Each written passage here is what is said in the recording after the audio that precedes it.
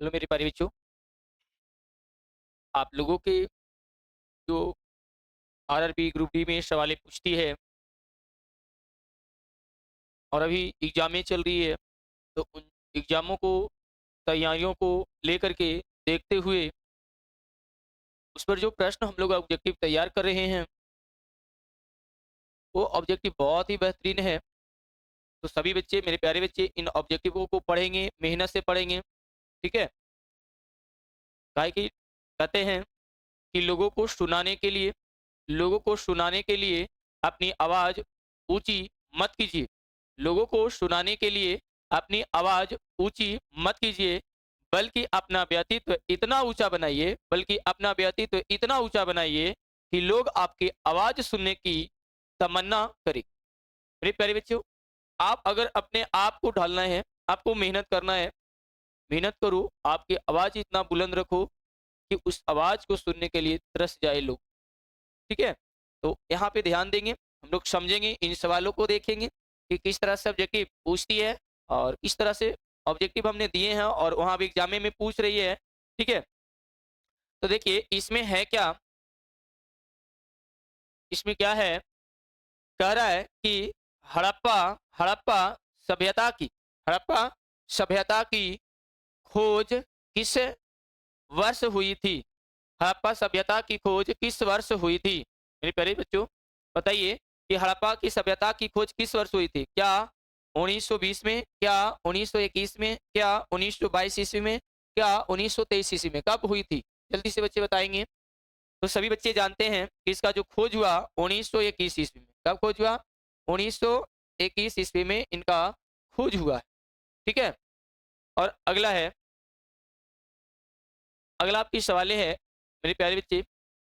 दूसरा सवाल कहता है बुद्ध महात्मा बुद्ध महात्मा बुद्ध ने अपना पहला उपदेश कहाँ दिया था। मेरे प्यारे बच्चों, जो महात्मा बुद्ध थे उन्होंने अपना पहला उपदेश कहाँ दिया था? तो बोध गया में दिए थे, कुशीनगर में दिए थे, सारनाथ में दिए थे कि लुम्बिनी में दिए थे? कहाँ दिए थे? तो सभी जानता है कि ये सारनाथ में दिए थे। कहाँ दिए थे?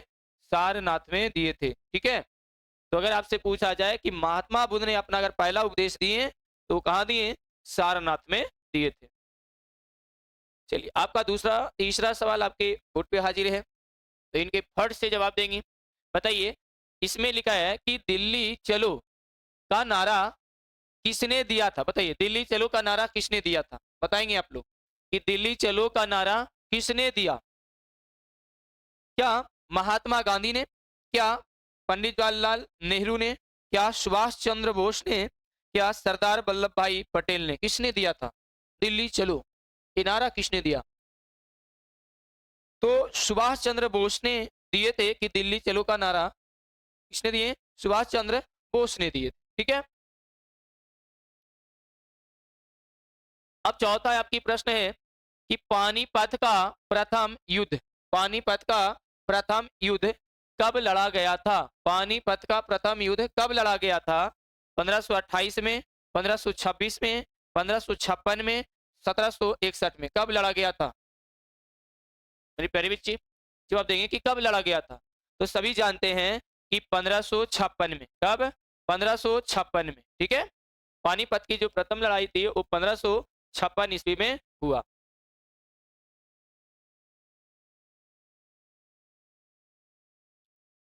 किस मुगल शासक को किस मुगल शासक को जिंदा पीर कहा गया जाता था? किस शासक को? अकबर को, जहांगीर को, शाहजहां को कि औरंगजेब को?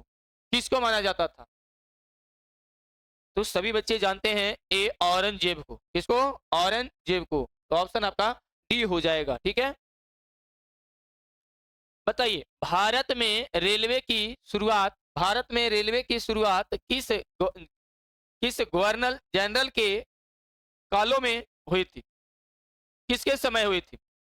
भारत में रेलवे की शुरुआत किस गवर्नर जनरल के काल में हुआ था? जल्दी से बताएंगे। क्या Lord Canning, Lord Dalhousie, Lord William बेटिकन या लॉर्ड कर्जन? किसके? तो देखिए हमारे जो भारत में रेलवे की शुरुआत जो हुई थी ये लॉर्ड डलहौजी के उपस्थिति में हुआ था। ठीक है, गवर्नर लॉर्ड डलहौजी की उपस्थिति में हमारे भारत में रेलवे की क्या हुई थी, शुरुआत हुई थी। चलिए सातवां सवाल है आपका, सातवां सवाल है आपका कि सत्यमेव जयते किस उपनिषद से लिया गया था। सोच लो, आप लोग उपनिषद पढ़े होंगे कि उपनिषद कितने हैं, 4 हैं। ठीक है, सॉरी वेद पढ़े होंगे, 4 हैं। ठीक है, तो इसमें कहा किस उपनिषद से लिया गया था, किस उपनिषद से लिया गया। तो उपनिषद आप पढ़े होंगे, ईशावास्य उपनिषद, कंठोपनिषद, मुंडक उपनिषद, श्वेतार उपनिषद। तो इसमें से कौन से उपनिषद में से है जो लिया गया था। ठीक है, स्वतमेव जयते क्या कंठोपनिषद से लिया गया, ईशावास्य उपनिषद से लिया गया, मुंडक उपनिषद से लिया गया कि छांदोग्य उपनिषद से लिया गया है।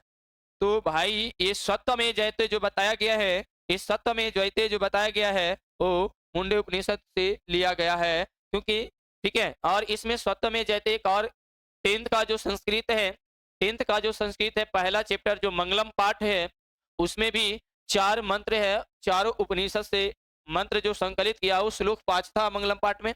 तो उसमें जो मुंडक श्लोक पढ़ना है ना, उसमें सत्यमेव जयते इन बातों को जिक्र किया गया है। तो वहां पे भी आप जा करके देख सकते हैं, वहां पर भी बताई गई है। ठीक है, तो सत्यमेव जयते ये मुंडक उपनिषद से बताई गई है। अब कहता है अजंता की गुफाएं भारत के किस राज्य में स्थित है। बाबू अजंता की गुफाएं जो है भारत के किस राज्य में स्थित है बताइए। मध्य प्रदेश में, राजस्थान में, महाराष्ट्र में या कर्नाटक में। जल्दी से बच्चे जवाब देंगे। चलिए बच्चे सभी जवाब दे रहे हैं सर महाराष्ट्र में। हाँ महाराष्ट्र में होगा। कहाँ होगा, महाराष्ट्र में। कहाँ हो गया, महाराष्ट्र में होगा। ठीक है, चलिए अगला सवाल है, नोमाप की सवाल है, नोमाप की सवाल है, बहुत ही कम समय लेंगे। ठीक है, समय ज्यादा नहीं, बहुत ही कम समय लेंगे और जल्दी ही आपकी प्रश्न का सॉल्यूशन भी देंगे। ठीक है, चलिए कहता है भारत में राष्ट्रीय आय का, भारत में राष्ट्रीय आय का आकलन सबसे पहले किसने किया था। भारत में राष्ट्रीय आय का आकलन सबसे पहले किसने किया था। PKRV रावत ने, कि दादा भाई नौरोजी ने, कि RC दत्त ने, कि पंडित जवाहरलाल नेहरू ने। किसने किए थे, जल्दी से बच्चे कमेंट करेंगे। चलिए सभी बच्चे जवाब दे रहे हैं बी, बहुत अच्छे। हाँ ऑप्शन भी होगा, दादा भाई नौरोजी ने। किसने, दादा भाई नौरोजी ने, दादा भाई नौरोजी ने ही होगा। ठीक है, चलिए आपके 10वां सवाल है, आपकी 10वां सवाल है कि भारतीय राष्ट्रीय कांग्रेस INC, भारतीय राष्ट्रीय कांग्रेस, इंडियन नेशनल कांग्रेस की स्थापना के समय भारत का वायसराय कौन था। वायसराय कौन थे, वायसराय कौन थे, वायसराय कौन थे। लॉर्ड गर्जन, की लॉर्ड लिटन, की लॉर्ड डफरिन, की लॉर्ड सिपिन। तो जब हमारे भारतीय राष्ट्रीय कांग्रेस की स्थापना हो रही थी उस समय वायसराय जो बने हुए थे वो बने हुए थे लॉर्ड डफरिन। कौन बने हुए थे, लॉर्ड डफरिन, लॉर्ड डफरिन बने हुए थे जब भारतीय कांग्रेस की स्थापना हो रही थी, राष्ट्रीय कांग्रेस की स्थापना हो रही थी। ठीक है, चलिए 11 के सवाल में कहता है कि संविधान सभा की प्रारूप समिति के अध्यक्ष कौन थे। संविधान सभा की प्रारूप समिति के अध्यक्ष कौन थे। पंडित जवाहरलाल नेहरू थे, सरदार वल्लभ भाई पटेल थे, कि राजेंद्र प्रसाद थे, कि डॉक्टर VR अंबेडकर थे। कौन थे। तो भाई जब संविधान बन रहा है तो एकरा में सबसे पहले उपस्थित अगर होगा तो कौन होगा, डॉक्टर भीमराव अंबेडकर। क्योंकि इन्हीं के द्वारा हमारे संविधान को क्या किया गया, लिखा गया था। तो डॉक्टर भीमराव अंबेडकर थे। ठीक है, चलिए बहुत अच्छे बच्चे जवाब दे रहे हैं, बहुत अच्छे मेरे प्यारे बच्चे। वैसे ही जवाब देते रहिए क्योंकि वहां पे आपकी प्रश्न आएगी तो प्रश्न छूट कर आनी नहीं चाहिए। ये आप सभी बच्चे जानते हैं कि प्रश्न छूट करके आनी नहीं चाहिए। ठीक है, कहा जाता है 1000 मील के सफर की शुरुआत एक छोटे से कदमों से होती है। मनुष्य वही श्रेष्ठ होता है जो कठिनाइयों से भी राह निकाल लेती है। बाबू हम कहना ही चाह रहे हैं कि अगर आप दूरियां अधिक तय करना होगा तो पहले छोटी से ही चलना होगा, एक छोटे कदम से ही चलना होगा। अगर आपकी अगर श्रेष्ठ पाना है तो एक कठिनाइयों को भी राह से निकालना होगा। ठीक है, तो कहने का अर्थ है कि अगर आप छोटे छोटे चीजों को समझे तो बहुत अच्छी है। कहता है भारतीय संविधान में मौलिक कर्तव्यों को किस संशोधन द्वारा जोड़ा गया है? किस संशोधन द्वारा जोड़ा गया है? 14वां संशोधन द्वारा, 52वां संशोधन द्वारा, 42वां संशोधन द्वारा कि 86वां संशोधन के द्वारा, 86वां संशोधन के द्वारा, किसके द्वारा जोड़ी गई है? मेरे प्यारे बच्चे जल्दी से जवाब देंगे। चलिए सभी बच्चे जवाब दे रहे हैं सर 42वां संशोधन के द्वारा जोड़ा गया है। बहुत अच्छे मेरे प्यारे बच्चे।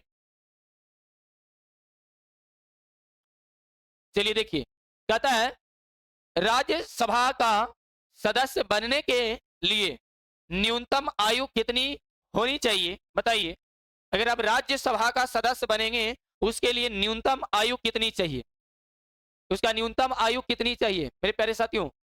बाबू जल्दी से ध्यान दीजिए, इधर बैठे मत रहिए, जल्दी से मेरे प्यारे बच्चे जवाब देंगे। ठीक है, चलिए सभी बच्चे दे रहे हैं सर 30 वर्ष। हाँ, अब 30 वर्ष कर गया, पहले 25 वर्ष रहती थी। कितने?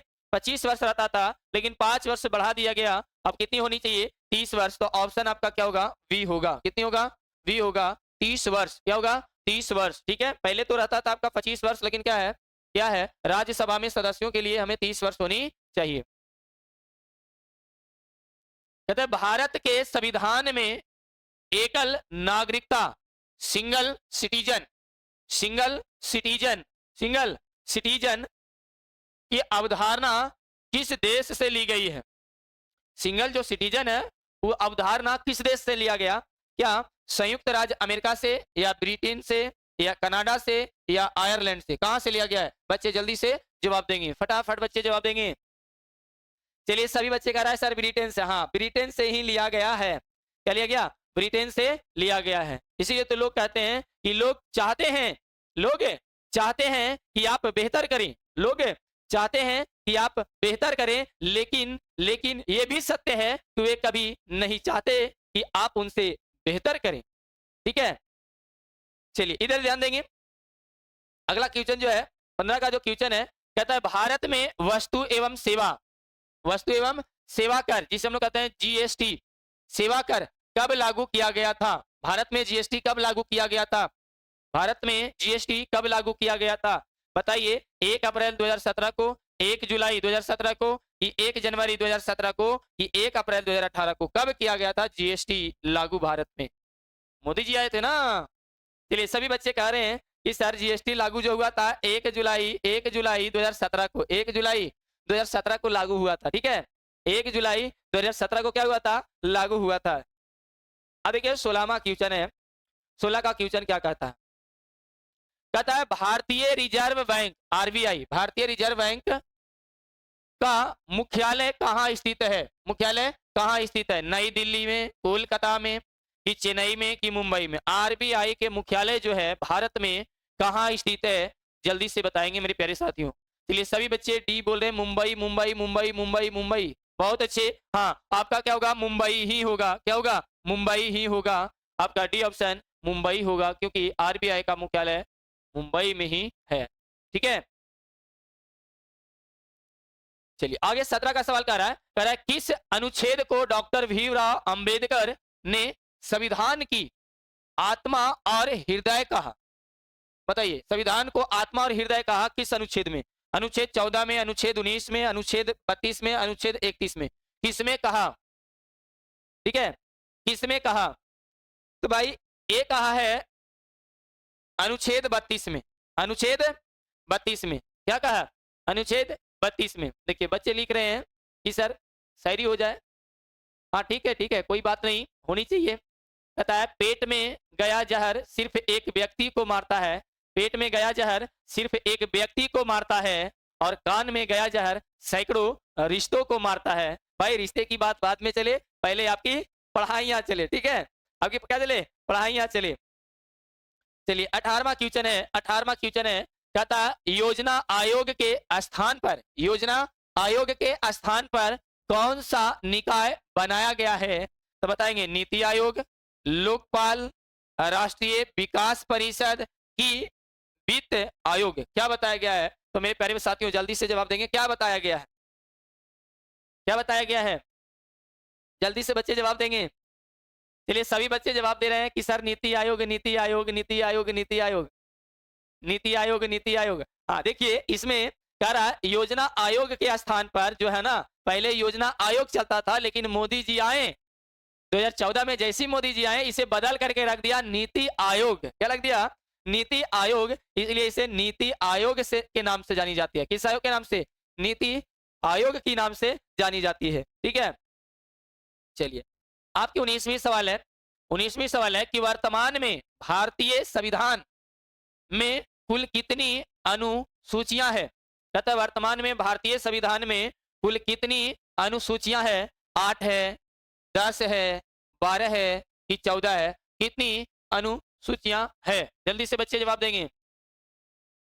चलिए बच्चे कह रहे हैं छोटी सी जिंदगी है, छोटी सी जिंदगी है, हर बात में खुश रहा करो।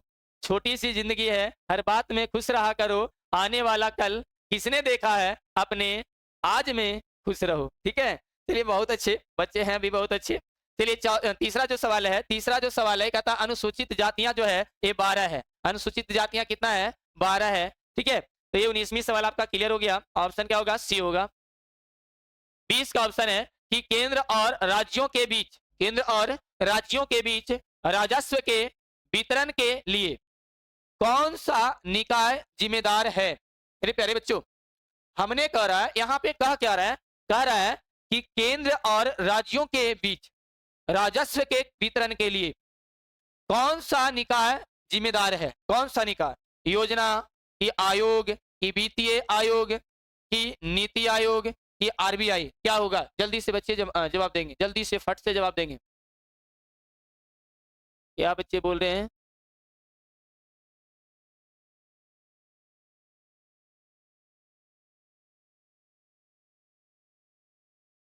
चलिए आपकी देखेंगे इसमें जो होगा ये वित्तीय आयोग होगा। क्या होगा? वित्तीय आयोग। ऑप्शन बी हो जाएगा। क्या हो जाएगा?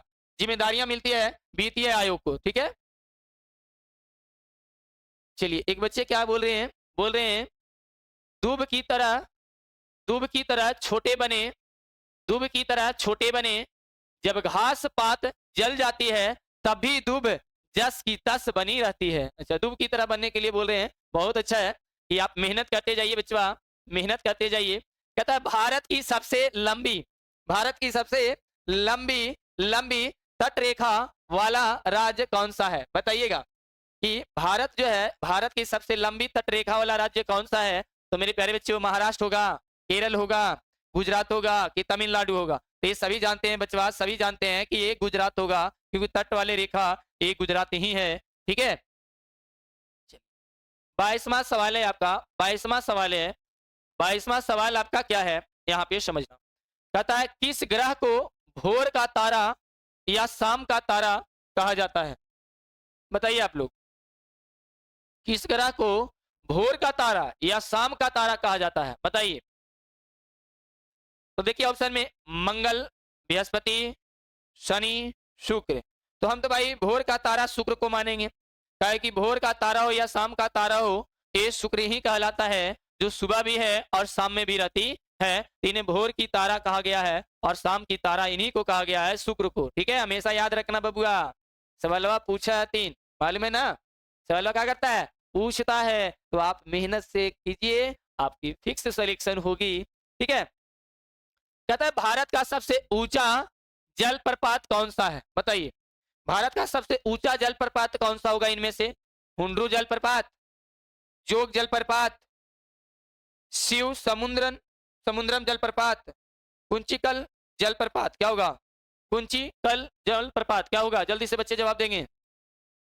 हाँ, सबसे ऊंचा जो है इसमें जलप्रपात वो होगा ऑप्शन डी। क्या होगा? ऑप्शन डी वाला।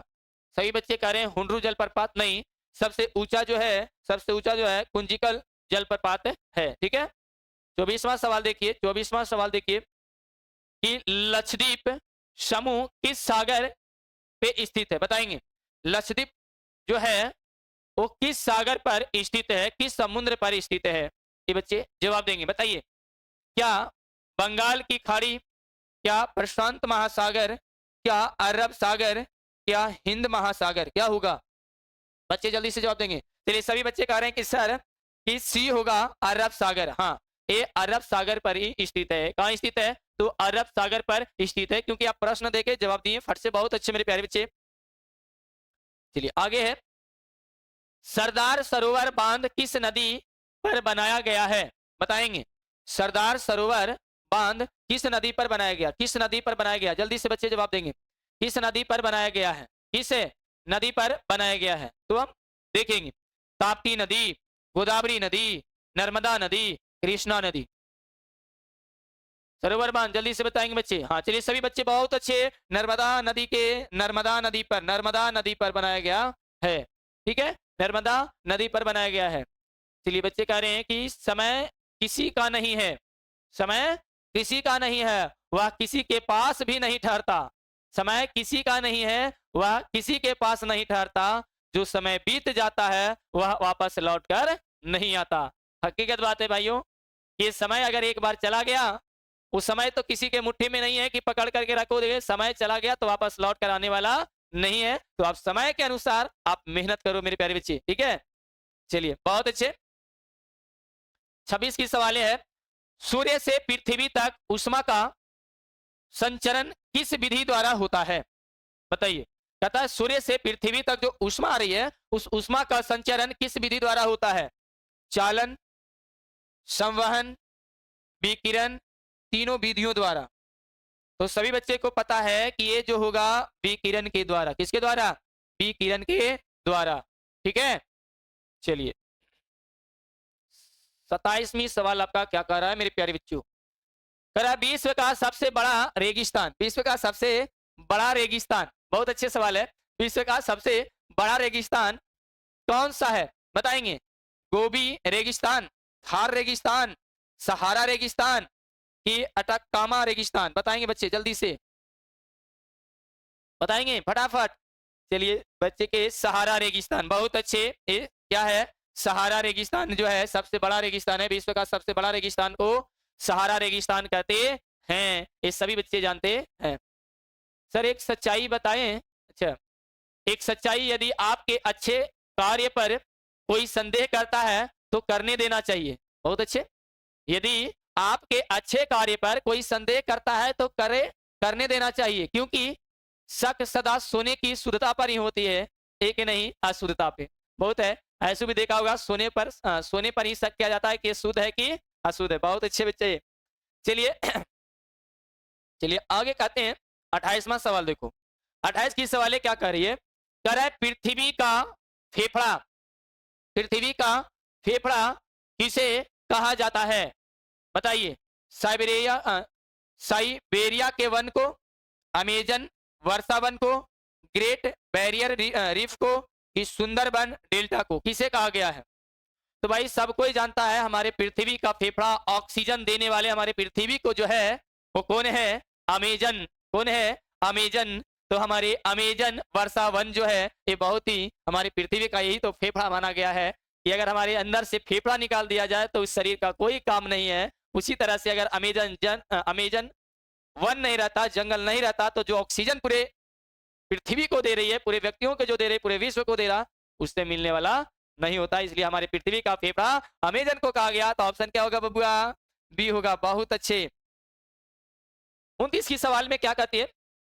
कहते हैं भारत में सबसे अधिक वर्षा, भारत में सबसे अधिक वर्षा किस मानसून से होती है?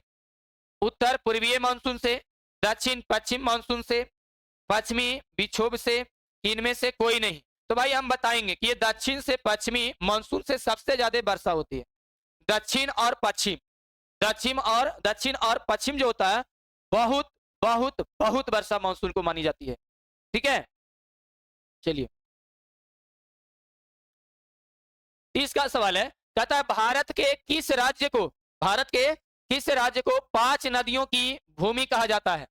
भारत के किस राज्यों को, भारत के किस राज्यों को 5 भूमि का शहर कहा जाता है? उत्तर प्रदेश को, हरियाणा को, पंजाब को, हिमाचल प्रदेश को? जल्दी से बच्चे जवाब देंगे किसे कहा जाता है।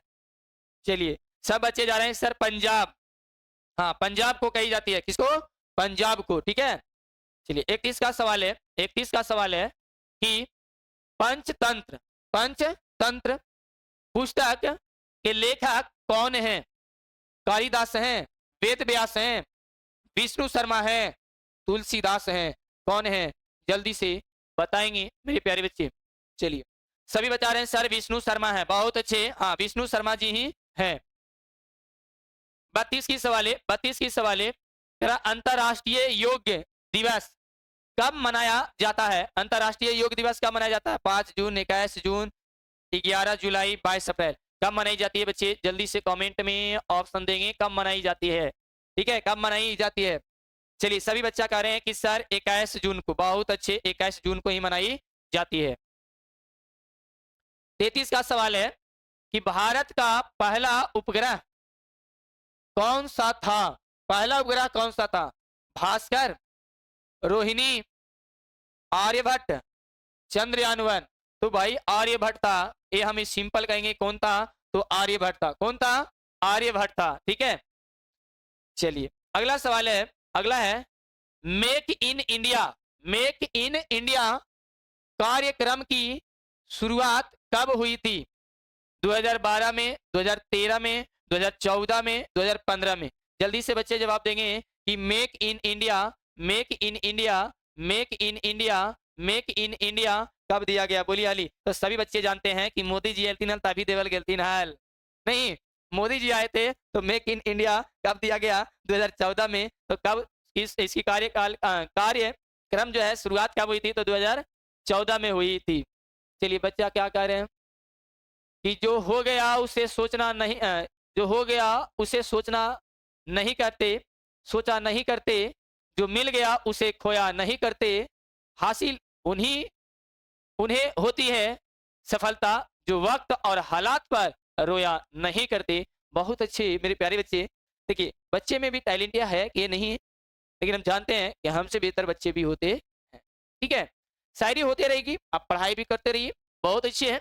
ठीक है, बहुत ऐसा बच्चा है कि शायरी लिखने में माहिर है, गाना गाने में माहिर है, सबकी अपना अपना कला है। ठीक है सर, बुराई से असहयोग करना मनुष्य का परम कर्तव्य है, ये तो सभी जानती है भाई। ठीक है, चलिए ठीक है, बहुत अच्छे। तो बताइए 2014 में हुआ था। अब है 35 वाले क्वेश्चन का रहा, कहता है वर्तमान में 2025 में भारतीय सेना के प्रमुख कौन है? भारतीय सेना के प्रमुख कौन है? भारतीय सेना के प्रमुख कौन है? जनरल मनोज पांडे, जनरल उपेंद्र द्विवेदी, सी में है एडमिरल दिनेश के त्रिपाठी की एयर चीफ मार्शल विवेक राम चौधरी, कौन है? जल्दी से बच्चे जवाब देंगे। वर्तमान में जो हमारे भारतीय सेना के प्रमुख अध्यक्ष हैं वो कौन है? बच्चे जवाब देंगे। अच्छा, सभी बोल रहे हैं जनरल उपेंद्र द्विवेदी, बहुत अच्छे। हाँ, अभी वर्तमान में यही है बबुआ, अभी यही है। ठीक है, बहुत अच्छे। 36 में है आपके, 36 का जो सवाल है, बुकर पुरस्कार किस क्षेत्र में दिया जाता है? विज्ञान क्षेत्र में, शांति क्षेत्र में, साहित्य में कि खेल में? तो ये बुकर पुरस्कार जो दिया जाता है ना, उस साहित्य पुरस्कार में, क्या साहित्य पुरस्कार में दिया जाता है।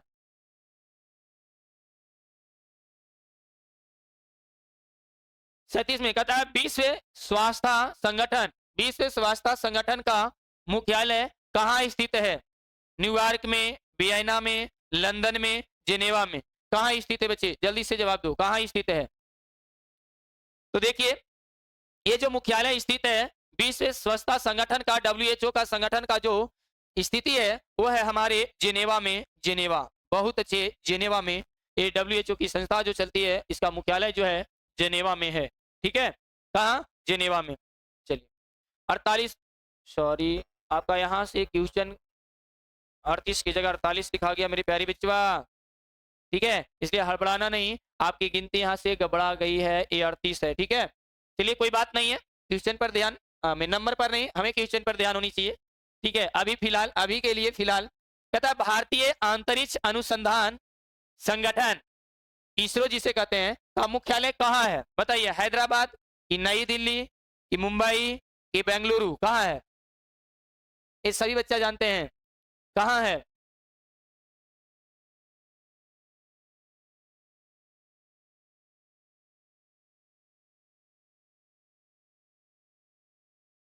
चलिए बेंगलुरु, बहुत अच्छे, बेंगलुरु होगा। ठीक है,